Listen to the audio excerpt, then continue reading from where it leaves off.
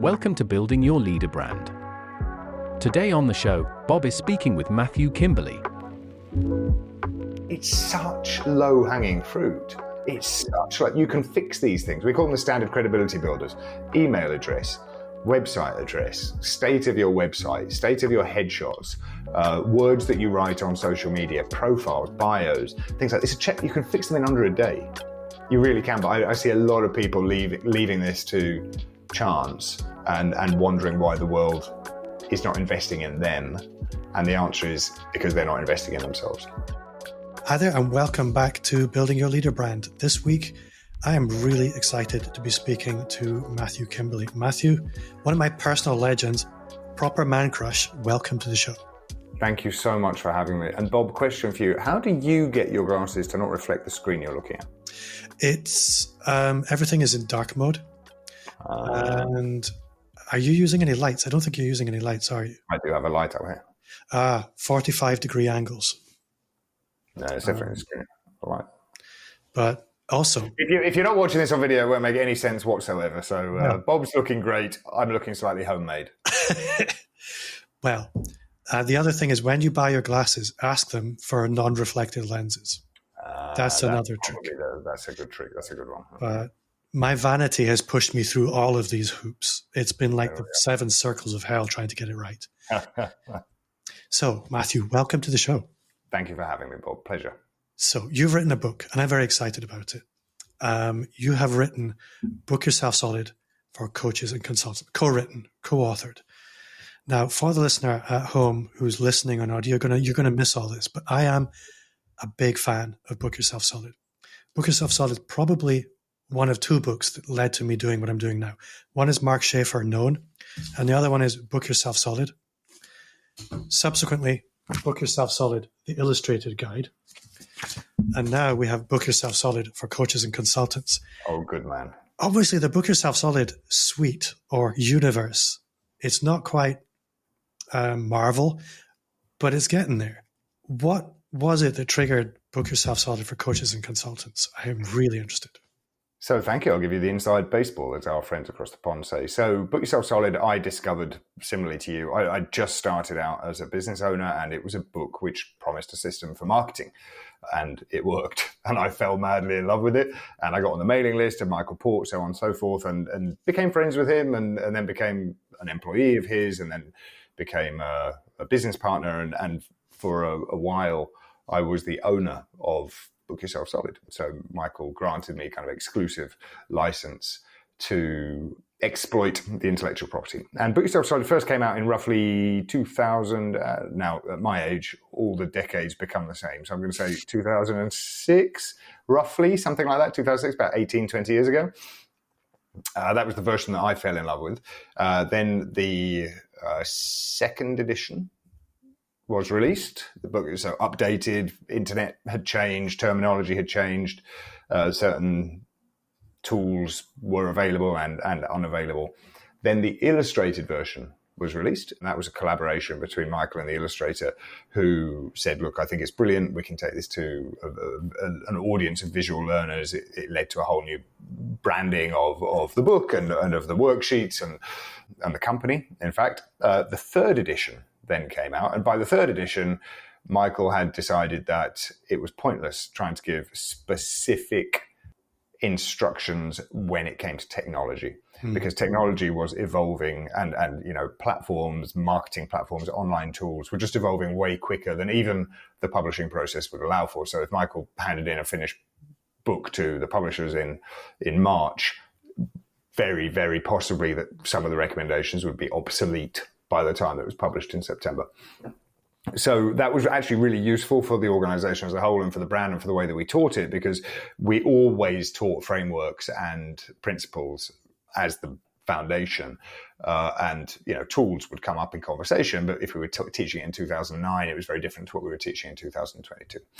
So it became a kind of source of biblical truth from which any tool or platform that you might use could then lean back upon these principles. So, web-based marketing, ask 3 questions. What are you doing? Who do you want to visit this thing? What do you want them to do when they get there? And how are you going to get them to do it? And that could be applied to Instagram, Twitter, Google+, your website, LinkedIn, Facebook, TikTok, no matter what. Then, so it got to the stage I had been in charge of the company for 4 years, and we decided that we wanted to sell it because there was somebody who was better than me for explosive growth, which is what the company deserved. And I got it, yay far. I'm going to say reactivated it in the marketplace a little bit after a hiatus because Michael started a very successful and celebrated public speaking training company. And so I took over Book Yourself Solid after it sat as a book. It continued as a business, as a going concern. It was dormant for a couple of years. I took it over for a few years, got it to a stage where it was a viable purchase. And the new owners of the Book Yourself Solid brand, part of their pitch to us was, look, we really want to take this to new verticals. And they came from a chiropractic background. So it was Sean Dill and Lacey Book, who previously ran the Black Diamond Club, but had started off running a chiropractic franchise. And they said, so we're going to write Book Yourself Solid for chiropractors. For two reasons. One, from a brand growth point of view, it makes sense. New vertical. We've got a deodorant, and we've got a deodorant for men, and we've got a deodorant for women, and we've got a deodorant for spotty teenagers. It's the same product, but it is targeted towards a different market. And that's not entirely true for Book Yourself Solid because it wasn't exactly the same product. It was the same framework, but made hyper relevant and more targeted for that market. So it allowed new people to discover it, allowed us to help more people, it allowed the business to grow. I raised my hand and said, look, I've been working with coaches and consultants a lot for the last decade. Can I co-author Book Yourself Solid for coaches and consultants with Michael? And they said yes. And so chiropractors came out, coaches and consultants came out, and For Creatives is coming out in 2025 as well. And that's being written by Joanna Galval, who you might know, who's Book Yourself Solid professional agency owner based in Portugal. So we've got the 3 new verticals beginning with C, taken care of. Carpenters will probably come next, along with choir masters, and can't think of a third one. Car mechanics. There we go. I was trying to think of another one with C. There we go. It'll hit you in 5 minutes. It's okay. I'm not that sharp a thinker. It's something I saw the Miracle Morning doing with Hal Elrod quite often, is distilling it down to make it hyper relevant for vertical markets. And it makes a lot of sense. For me, what I love about the Book Yourself Solid model is it's almost a unified theory. It's really, if you walk into a bookshop and you want to understand how to market and sell your company, that is important. There's both. Marketing is great, but marketing is simply preparing an audience. It's about building appetite. That doesn't sell anything. You need to actually do the harvest as well. You need to go out and pick those apples. And Book Yourself Solid addresses both in a way that's really very balanced, which you don't see very often. A lot of marketing books are about marketing. They don't address how do we turn that into money very often at all, which Book Yourself Solid really does. I think you've just hit the nail on the head about what appeals to me about Book Yourself Solid, and actually what does make it quite special. I mean, it's been around for a long time now, often repeated, and not all of the concepts are brand new. For example, Michael would always talk about how, Book Yourself Solid and Duct Tape Marketing came out at roughly the same time. John James, both are fantastic books. One, I think it's fair to say that one had a slightly bigger impact on the marketplace. It's had more reprints. And I'm a big fan of John, and I think his work is absolutely brilliant. And many a time I've shared a meal with him, and so there's absolutely no disrespect here. But I think one of the major differences, but by not all of the ideas are new. What I mean is, both books begin with the concept of the ideal client avatar. Mm. The small differences, I believe, and I might be mistaken, John, or perhaps another equivalent book, that first chapter was called Your Ideal Client. And in Michael Port's book, the first chapter was called Your Red Velvet Rope Policy. Yeah. And so Michael taught me a very, very important lesson about wrapping up IP. And he always said, the most successful marketers, the most successful idea sellers are not the smartest. They're the ones who are the best at packaging information. And but some of the best teachers are the best at packaging information. Just because you're hyper knowledgeable doesn't mean that you're able to transmit it to your class, your students, your clients, your educators in the best way. And I think Michael was brilliant at that. And one of the key key principles. There are three main principles of Book Yourself Solid. And one of the key principles is marketing does not get you clients. Yeah. And you just nailed that. And that's really fascinating because it's a marketing book where marketing is like the last thing. And it's a marketing system that says you may not, don't even bother marketing unless you've got the capacity to turn a stranger into a prospect and a prospect into a client. And the way that you do that is by building from the ground up. You start with your foundation, you understand why people buy what you're selling, you give them the opportunity to earn your trust, and you make offers that are proportionate to the amount of trust that they've earned. And if you haven't got that system, and you know how to have the sales conversation, if you haven't got that in place, marketing's kind of a waste of time. There's all sorts of marketing. You could run down the street naked apart from a sandwich board flapping around that says, we've got the best computers in town. But it will give you a little bit of attention, but it won't sell you any more computers. Or you could open a sandwich shop and spend millions on marketing, billboards and radio ads and celebrity endorsements and all sorts. But if the experience when I set foot inside your sandwich store is subpar, well, that's been wasted money.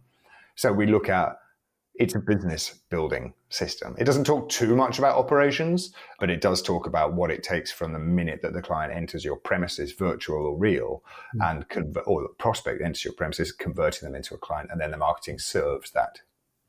So I do want to ask about the red velvet rope policy, because it's right up at the front of the book.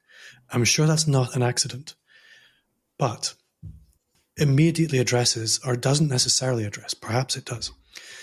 But I think a lot of people probably react to that emotionally from their perspective of, I can't do this. I need everybody to come in through the door at the moment.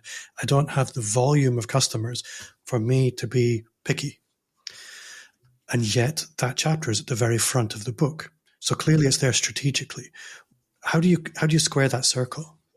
Yeah, it's a great question. And the other two main principles that support Book Yourself Solid, in addition to marketing doesn't get you clients, is one, Book Yourself Solid and your business is actually a love story disguised as a business book, because you should enjoy it because you're going to be committing to it for a long time. So let's call it a love story. And the third principle is that there are some people you're meant to serve and others not so much. Now, for those of you who are familiar with the concept of branding and polarity, polarization, being magnetic, repelling in order to attract 1,000 true fans, not being afraid to put a flag in the ground and claim the space as your own. This won't be brand new. But that is the principle. If you are going to be the captain of your own ship, then sailing that ship needs to be sustainable, which means it's healthy. And if you enter into a lot of toxic power dynamics with the kind of people who you shouldn't be working with, then that's going to quite literally torpedo your ship. And I've had that. I've been a business owner that would work with anybody who walked through the door in the technology recruitment space. And that was humiliating sometimes. And I was very proud that I had started or co-founded a company aged 26, 27. And yet I would leave meetings with corporate purchasers from pharmaceutical companies feeling smaller than a grain of sand on their shoes. And it was deeply unhealthy. And I maybe proof's in the pudding. I didn't last in that role or in that organization. The company still exists. I got nothing to do with it anymore. And so the red velvet rope policy, I think, yes. Okay. So red velvet rope policy, if you're listening to this saying, what is it? It's a filtration device that only allows into your business the kind of clients who energize you and inspire you. Because when you do that, you do your best work. And there's no question. If you've got a great client in front of you, everyone's jazzed, everyone's excited, quality of the output is high, communication levels are great. If you work with somebody who, for whatever reason, shouldn't be in your office, either they're having a bad day or they don't like you or they just expectations are way far from the reality, then that's not going to be true. There's going to be stress, there's going to be anxiety.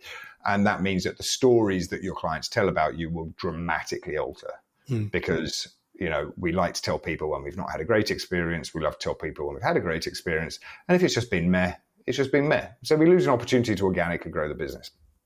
But if you're just starting out and someone's waving a $10,000 check in front of you, then listen, I still have 20 years into my career, I still have red velvet rope policy failures from time to time. And that happens when I'm blinded by something in the prospect's situation. Maybe they work for a really prestigious organization. I can fall for that quite easily. It'd be great to be associated with this company. I used to fall for the lies that they would tell. We're starting the biggest thing since Facebook. And I'd be like, wow, that sounds great. I mean, I'm just really skeptical now about offers and opportunities that come to me.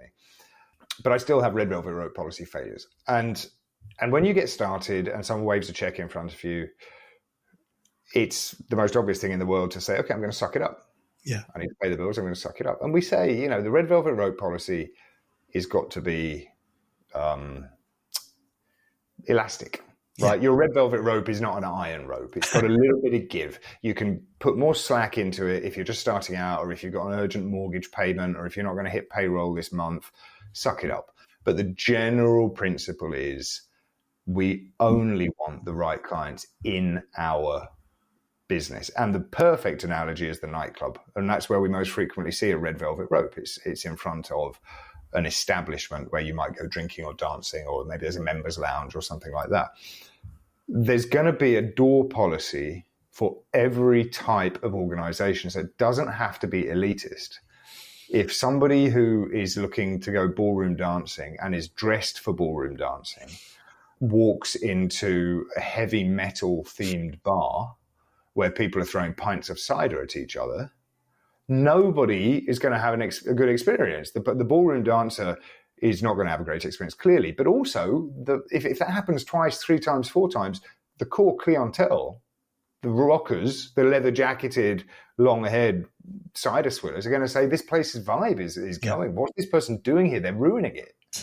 And vice versa. When the Hells Angels show up at the ballroom dancing event, nobody has a good time. Yeah. And that doesn't mean that, and we talk about excluding people not based upon their situation, but upon their characteristics generally. So, red velvet, you might say, I won't work with anybody who works tobacco, firearms, or gambling, for example. That would be a great thing. And that is kind of situational, but we also look at characteristics. So I work privately still with private clients, and I'll be looking out for things like sense of humor. I'll be looking out for things like personal agency and responsibility. There could be small tests ahead of time. Is it okay if you send me an email within the next day summarizing, the things that you want to get out of working together? If that doesn't come through, well, that's still going to be an issue in 2 weeks' time or in 3 weeks' time. If somebody's late for an appointment, if somebody has a tendency to blame others, I tend to, if someone talks badly about somebody, I don't know. These are all kind of indications that maybe this isn't going to be a good fit. And I also look at past activity, past history.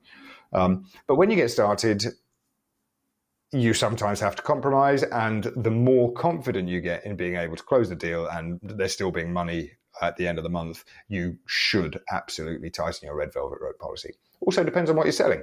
If you're selling a digital product, your red velvet rope policy could be close to a thread. It could be a red thread because, nobody sees each other. You don't speak to the client. But if you're doing an intimate group workshop, or if you're doing private clients, or if you're working with a long-term retainer client where you have to interact with them over a long time, it's just absolutely critical to the holistic health of the organization and its founders. Yeah.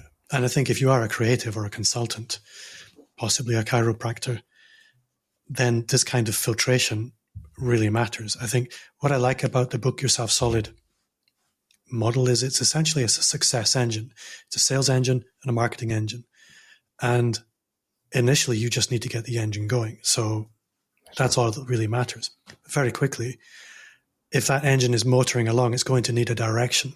It's going to need clarity in that direction in order for you to achieve your goals. And the red velvet rope policy provides that direction. This is what good looks like. And it's important, I guess, in the beginning to understand what that is, so that as the engine begins to work, you're not just, it doesn't blow itself up, essentially, which is what it's very likely to do. Yeah, and the red velvet rope policy doesn't replace the ideal client avatar exercise. We've still got to look at the demographics. We still need to look at our target market. or where we're targeting our marketing. But if the target market is let's say, a unit of 100 organizations, then probably not 100 of those organizations will pass your red velvet rope policy. So we're actually going in from a marketing perspective and saying, are these potential clients? And then the red velvet rope policy says, do these people get to be our clients? Are they allowed to be our clients? Now, everything that's in the book is quite intentional. It's all there for a reason. And you, as somebody who's worked with many businesses through this process and literally written the book, is there one strategy in the book of all the many strategies or tactics in there that is most commonly overlooked or underrated? For a long time, one of my jobs within Book Yourself Solid was running the certification program. So it was training other professionals to preach from the Book Yourself Solid Bible as a certification in systems, I guess, or coaching. And I always had a pretty good idea from the first interview or the first meeting with a potential reseller of our material, whether they were going to be a kind of top 10 or a bottom 10. And there's a chapter in Book Yourself Solid, it's chapter 5, which is building trust and credibility. And this credibility issue, particularly for personality-led businesses, counts for so much. It really is a question about how you present yourself to the world. Now, we all know absolutely brilliant professionals, brain surgeons, university professors, handymen, workers, contractors come to your house who look terrible. Hair coming out of their nose, mistied shoes, food stains down the front of their unwashed clothes. There's always an eccentric, brilliant professor like that. There's always an eccentric, brilliant medical professional like that. And, some of the best contractors I've ever had, I had to go and sit in another room because they smelled so bad, right? But in the world of professional services, credibility, or whether you look like you invest in yourself, is probably one of the most overlooked pieces. It's not absolutely necessary. Other pieces are absolutely necessary, like understanding who your target market is and what they want to buy. That's critical. If you don't have that, you don't have a business. And it's not absolutely critical to be credible because you can become known by your reputation. But you're really, really not doing yourself any favors if your website was built in 2002 by your nephew, if you design your own graphics and put them out into the world, if you're kind of sloppy on social media, and by sloppy I mean unintentional. I think you can be deliberately provocative, you can be deliberately crazy, you can be deliberately rebellious, but if you're sloppy, then, you will be judged for this, unfortunately. And we do judge books by covers, and we do make buying decisions based upon how we feel. And so, every time I give in a Book Yourself Solid workshop, I say, trim your nose hair. Before you go to the meeting, trim your nose hair, polish your shoes. It's a small thing. I mean, there's other parts which I suspect are overlooked, but this one is a critical, the kids are all talking about the ick now. If you get the ick when you're sitting in front of somebody and you're in a position where you can identify what the ick might be and therefore change it, then you just do it. It's such low-hanging fruit. It's such like you can fix these things. We call them the standard credibility builders. Email address, website address, state of your website, state of your headshots, words that you write on social media, profiles, bios, things like this. You can fix them in under a day. You really can. But I see a lot of people leaving this to chance and wondering why the world is not investing in them. And the answer is because they're not investing in themselves. That's very true. I think one of the challenges I experience all the time is incredible people with incredible genius and just not cutting through at all. Yeah. But if you're going to cut through, it's so important that it's intentional. I mean, it's very easy to say, but we both see this everywhere we go. People who are just, there's no consideration as to how they're coming. Interestingly, before I was still running this recruitment company, and A friend of mine in the UK, or no, I got interested in online marketing, and I fell across a guy in the UK almost 20 years ago who was doing a weekend workshop at a Heathrow hotel. It was a multi-speaker pitch event. You might be familiar with him. He's still going strong today. But kind of these multi-speaker pitch events, very low ticket price.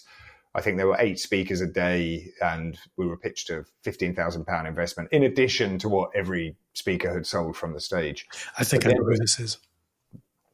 And it was my first event, and I flew in from Brussels to go for it, and I was really excited. And I think it was called the Coaching University or something. And it was really well designed. We went through 8 different coaching modalities, and it was all brand new to me. You could do one-to-one private coaching, you could do group coaching, you could do virtual coaching, you could do weekend workshops. And it was okay, just the whole business model. It was a really, really good weekend. But I was so excited. I took it so seriously. I got dressed up in my best suit. I'm going to go in there. I'm going to learn. I'm going to make a great impression. I'm going to build some contacts. Bob, I'm a terrible snob anyway. But when I arrived, I was like, am I in the right room? Because the first person I spoke to, I said, what are you doing here? And he said, oh, well, I thought it might be something different to do at the weekend. And I thought, what? This is, and that was kind of, there was a lack of credibility in that room. If you looked into that room and said, of the 100 people there, however many there were, 90 of them are going to be great business coaches in the future, I would have called bullshit straight away. I said, no, it's absolutely not true. Maybe 10 of them will be. And I turned to my friend who I took along for the day and said, this time, and my confidence just went through the roof. When I saw that, I was like, I can be on this stage. Yeah. I think I said this time next year, I could be on that stage. And it did. It wasn't next year, but I spoke on his stage many, many times throughout my career. And the friend who I took with him still works with him as a chief marketing guy. Right. Because we looked around the room and we thought, okay, we recognize that we have something. We recognized in ourselves that who are you going to take a bet on in this room and call it, what's that word? Hubris. Call it hubris when you've got a very high opinion of yourself. Yeah. But I think it's fair to say that we could be in a chance of winning here if it was a competition. So yeah, it's a huge overlooked thing. And I've had worked with clients in the past who I adore as human beings, and have had to say to them, look, if you're going to go to this event, go speak to a speaking coach, a confidence coach. And this is another way of investing in yourself. If you decide that you are going to be the chief marketing officer of your organization, which you don't have to, you can hire somebody else to be the marketing officer. Larger, well-funded organizations will have, salesmen and technical sales support men, who are the people who build the thing, who aren't very good at selling, but they're very good at explaining technical stuff. So software companies will go to a meeting, one salesperson and one technical person, because they clearly have different jobs. But if you're going to be self-employed, as most of my clients are, you don't have to show your face ever, especially now with technology. But why leave anything to chance? Why not buy that book or go to the groomers or ask the question, how do I have to show up in the world today? So a lot of the time after my podcast interviews, clients and contacts will email me and say, Bob, loved that interview. Should I hire that guy? Or should I read that book? And a lot of the time I say, well, you really need to focus on this thing or this thing. That's maybe not the right thing for you right now, but people get shiny object syndrome. With Book Yourself Solid for Coaches and Consultants, the answer is yes, you should read it, because it is the unified theory of success in the coaching and consulting business. Full stop. Moving away from Book Yourself Solid, and maybe this is only the second time I've done this, Matthew, where I'm trying to have a new format to the show. Let's change gears, Bob. Let's change gears. Boom. Yeah, let's change gears. This is where I really want to get tactical. What's in Matthew Kimberley's toolbox? That's not a pun, not a metaphor, but what have you got going on right now? A couple of tools, tactics, things that you do, you think, this is really cool. I love this thing.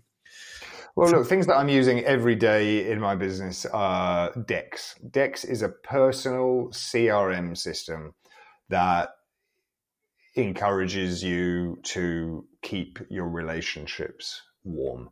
It's not a sales CRM system. It's a relationship CRM system. And that's great. I also use a sales CRM. That's neither here nor there. But every day I check in on Dex and it says, okay, of the 800 people that I decide I want to keep in touch with, this person is the most overdue. It's this person's birthday. And you promise this person a follow-up. I'm like, okay, good.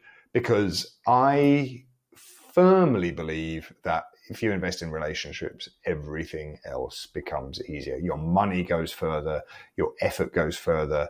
You get to visit places, literal and metaphoric, that you wouldn't otherwise be able to do on your own. And that's just been a mainstay of my daily practice. I say daily. Obviously, there are days when I skip it, or like sometimes I skip the gym, but I try and make it an absolute principal part of the work. So that's Dex. Other tools I use every day, Thrivecart makes life super easy. If we're going to do a little advertorial for Thrivecart, absolutely love it. Have paid monthly for much less powerful shopping carts. And what that's allowed me to do is I have a very experimental style of working, which is, I tend to work on a consulting basis with people, and I do some licensing and I do some information products and coaching. And it's just allowed me to really, really, really rapidly test ideas. So, the idea comes, then the sales page comes, then delivery or working out how we're going to build the aeroplane once it's in the air comes. And that's just allowed me to iterate really quickly. And I paid for it once 6 years ago and I've never paid again. And what else is lighting me up? And if you took everything away from me, I'd say just give me a way of collecting emails and sending emails. So pick your tool, because if we have so many distractions, I'm slowly peeling myself away from all free social media. I don't want to be on Twitter anymore. Don't want to actively use Facebook anymore, though we'll still use it to send friends birthday messages. Interested in things like what school are doing. So, if we look at the problem with being the product, which has been predicted since the beginning of Facebook, is, we're not paying, therefore we're the product. Yeah. And now my experience in scrolling through the feed is, 70% irrelevant ads, 20% people I don't know, and 10% my mother. And that's great, but I can call my mum. I don't need to go on Facebook for that. Notifications, maybe they can be tweaked, but why are you pinging me to tell me that Gary Vaynerchuk recently posted something that I might be interested in? Right, I like, get out of this. So what's done this? So I think I'd be very interested if we're moving towards paid interest-based communities. So Reddit has been massive for forever, right? And these are interest-based communities. It's kept its advertising very discreet. I don't feel like I belong there. I'm not sure I could start a subreddit where I would feel that I belong. There's a kind of ethos to it which seems a little bit impenetrable, perhaps if you're me, but absolutely not if you're their target demographic. But things like School now. School is it's been created by marketers, by Sam Ovens. Alex Hormozy recently bought in. Other things exist that are similar. Circle, for example, and go something. I forget, but listeners will know what I'm talking about. Mighty Networks is what I was thinking of. The kind of and you can create your own private interest-based community, exactly the same as a Facebook group, except I think, rather like Substack and paid micro subscriptions, I'm going to be very, very interested in paying to join interest-based communities. And I suspect I'm not the first one. So because social media is a mess, and because I just took a detour into interest-based communities, and I'll be starting a couple of those next year, I'm not very good at managing communities. I've always felt the obligation to show up and be the ringmaster. Yeah, this is a problem. But that is a challenge for me. That's not a challenge for the product. The product allows me to do that. I just have to manage expectations ahead of time. I'm putting, 10 people with these common interests in a room, and this is your job. School's very interesting because it does kind of gamification of participation. You can reward people for taking part. Anyway, a big detail. In spite of all of the demands that are made on our time, we're still receiving important documentation, receipts, and vital correspondence by email. And I'm not sure that's changing anytime soon. So I absolutely adore the format and the art of sending emails to interested subscribers. And, if you dump me in a strange town where I didn't know anybody. I take somebody out for a beer, make friends with them, work out whether there's somebody who can send me some subscribers, invest in that relationship, get the subscribers, and start emailing. You take everything away from my business, but not the list. Those are really good answers. Dex is a product I also use. Relationships are everything in consulting and coaching. And I've had some real surprises. I met a guy 15 years ago who was very junior in an organization. It'd be very easy to dismiss him. Stayed in touch.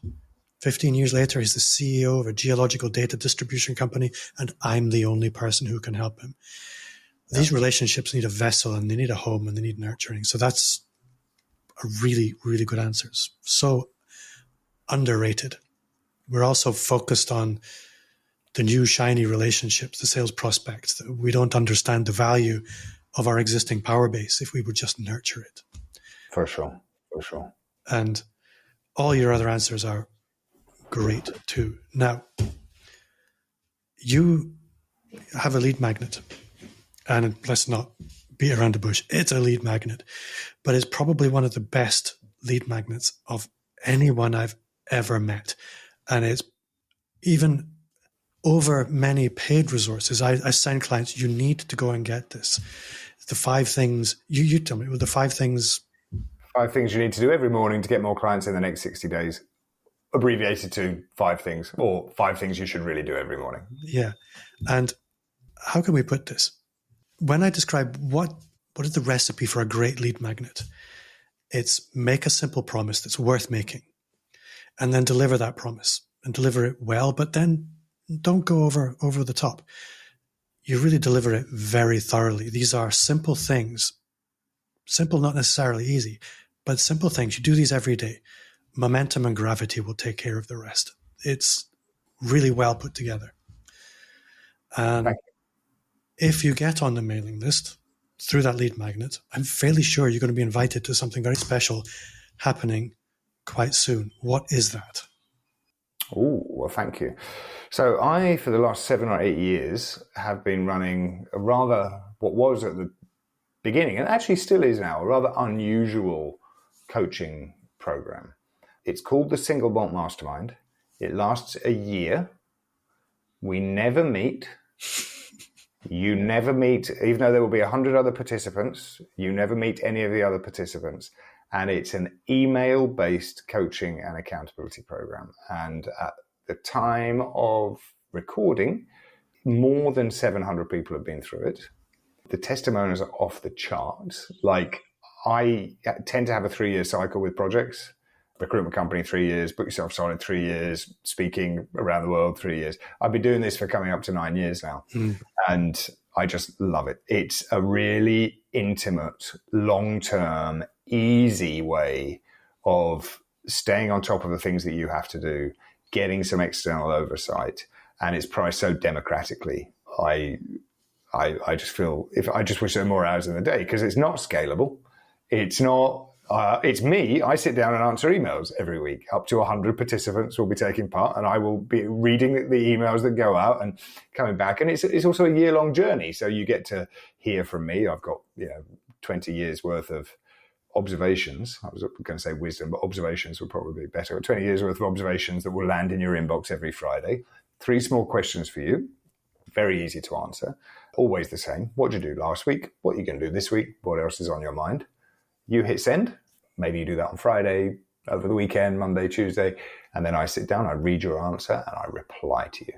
And it's manual labor, it's labor intensive, and I absolutely love it. And for some reason, it's just resonated over and over again. And that I make available only in December, and only for 100 people at a time. So if it's still December, you're probably still in time. In fact, if it's still available to buy, you're still in time. But that will be going out to my mailing list as of, I'm going to say probably the 10th of December or thereabouts. Well, this will be coming out around the same time, probably the first week of December. Super. Well, you're not too late. And you can also go directly to singlemaltmastermind.com if you just want to jump straight on. And I have never yet put my hand in my pocket for it, but for your information, I've been this close every time. Well, I'm doing something slightly different this year, which might push you and many others over the edge, I think. I've never done payment plans. It's $1,000 a year, and people have paid up to $1,500 in the past, depending on capacity and how much they want it and how much I want another person on the board. And I've never done a payment plan. And I have a feeling that this might be the year when a payment plan makes sense. And, again, the wording's up to me. I need to make it clear it's a payment plan, not a subscription. But if you're going to be participating for 12 months and you want to pay over 12 months, well, I don't see why not. Matthew, this has been a lot of fun. I think the new format is working. I think I'm almost tempted to just bin the interview and get to the actionable stuff. It's really good fun. Well, thanks. So the first half hour, guys, I apologise for the first half hour. Bob said the new format's working. He's going to bin the first 30 minutes and just keep it. I'm not, obviously. I've had a lot of fun. I always do when I'm speaking to you. One of the most easy to talk to, intelligent and articulate people you will meet in marketing. I'll let this fire engine go past. I think I'm done now. Thank you so much for your time. Thank you for having me, Bob. I'll come back anytime. For you at home listening, again, thank you for your time. Wherever you listen to podcasts, I would welcome you to leave a 5-star. That's 5 stars. That's number 5. Like the fingers on your hand, star reviews, wherever you listen to podcasts. And if you did enjoy this, you will love the Personal Brand Business Roadmap. It's 50 pages of everything you need to start, scale, or fix your expert business. Just visit amplifyme.agency/roadmap. Thanks to you at home for listening. Thank you, Matthew. You've been awesome, and see you all next time.